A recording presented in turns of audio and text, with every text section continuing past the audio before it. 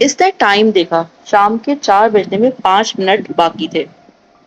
جلدی جلدی ہانیہ کا منہ دھلایا، 2 پونیاں باندھی، بیگ پہنا ہی رہی تھی کہ گھنٹی بج گئی۔ جلدی کریں بیٹا، باہر بھائی آ گئے ہیں، ٹیوشن کی دیر ہو رہی ہے۔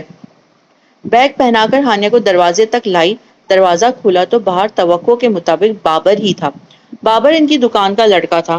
پچھلے 1.5 سال سے وہ ان کے پاس کام کرتا تھا اور اب 2 مہینے سے 4 سال کی ہانیہ کو اسکول ٹیوشن لانے لے جانے کی ذمہ داری بھی بابر کے اوپر ڈال دی گئی تھی۔ باہر سیڑھیوں سے اترا تو سامنے والے فلیٹ کا دروازہ کھول کر اس کی پڑوسن اپنی بیٹی کو لے کر باہر نکلی۔ وہ فلیٹ کا تالا لگا رہی تھی۔ بچی کا بیگ ظاہر کر رہا تھا کہ وہ ٹیوشن جا رہی ہے۔ ارے روبی، کیوں روز اتنی دور اسے ٹیوشن خود لے کر جاتی ہو؟ یہ بھی تو ہانیہ والے ٹیوشن ہی جاتی ہے نا، تو بابر اور ہانیہ کے ساتھ بھیج دیا کرو۔ اس نے خوش دلی سے روبی کو آفر کری۔ نہیں نہیں، آپ کا بہت بہت شکریہ، مگر میں اپنی بیٹی کے معاملے میں کسی پر بھی اعتبار نہیں کرنا چاہتی۔ روبی نے نرمی سے انکار کر دیا تھا۔ ایسی بات نہیں ہے روبی، بابر ہمارا قابل اعتبار لڑکا ہے۔ اسے برا لگا تھا کہ بابر کے لیے روبی کا ایسا انکار۔ روبی صرف مسکرا کے سیڑھیاں اتر گئی۔ وہ نا اپنے آپ کو پتہ نہیں کیا سمجھتی ہے، فضول میں آفر کری میں نے، وہ برا مان گئی تھی۔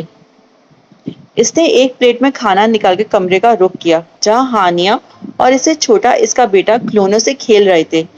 پہلے یہاں پہ پیار کرو، پھر دوں گی کار، ہانیہ اپنے ہونٹوں کی طرف اشارہ کر کے بھائی کو کہہ رہی تھی، اور اس کے بیٹے نے فوراً آگے بڑھ کر بتائی گئی جگہ پہ پیار کر لیا۔ اس کے قدم کمرے کے دروازے پر ہی رک گئے تھے۔ یہ کیا حرکت کی تھی اس کی بیٹی نے؟ اس کا جی چاہا وہ اندر جا کے ہانیہ کو تھپڑ لگائے، لیکن اس نے خود کو سنبھال لیا۔ لازمی بات ہے، بچی نے یہ کہیں نہ کہیں سے تو سیکھا تھا۔ اگر وہ غصے سے پوچھے گی تو ہانیہ کبھی نہیں بتائے گی۔ وہ کھانا رکھ کر ہانیہ کے پاس آ بیٹھی، اسے اٹھا کے گود میں بٹھایا۔ ہانیہ، یہ جو آپ نے ابھی بھائی سے ایسے پیار کرایا تھا، یہ میری گڑیا کو کس نے سکھایا؟ بڑے پیار سے پوچھا تھا۔ بابر بھائی نے، بچی نے جھٹ بتا دیا۔ وہ دہل گئی۔ کیا وہ آپ کے ساتھ ایسا کرتے ہیں؟ پھر پوچھا۔ ہاں، ہانیہ نے سر ہلا دیا۔ اس کا دل رک گیا تھا۔ اس نے ہانیہ کو خود سے چپکا لیا۔ میری بچی میری ذمہ داری ہے، میں اس کے معاملے میں کسی پہ اعتبار نہیں کر سکتی۔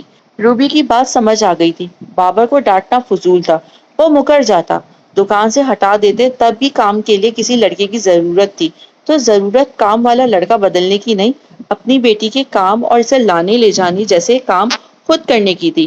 آپ کی بیٹی صرف آپ کی بیٹی ہوتی ہے، دوسرے کے لیے وہ صرف عورت ذات ہے۔ اسے آج یہ بات اچھی طرح سمجھ آ گئی تھی۔